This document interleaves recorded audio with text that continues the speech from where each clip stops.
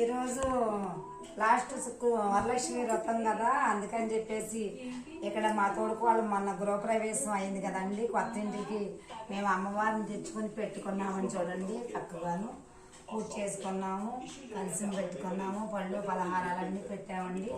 మేము అమ్మవారికి నచ్చిన విధంగా అన్నీ పెట్టామండి. బట్టలు అవన్నీ గాజులు. మా తోడుకోళ్ళ ఇంట్లోకి వచ్చారండి, తెలిసిందండి అన్ని వరలక్ష్మి వ్రతానికి. మన గృహప్రవేశానికి చూశారు కదండి, ఫోటోలు పెట్టాము. అమ్మవారు మళ్ళీ మీరందరూ చూస్తున్నారు కదా, మమ్మల్ని అందరూ ఆ దుర్గమ్మ తల్లి కాపాడాలని కోరుకుంటున్నామండి. తోడుకోవాలండి.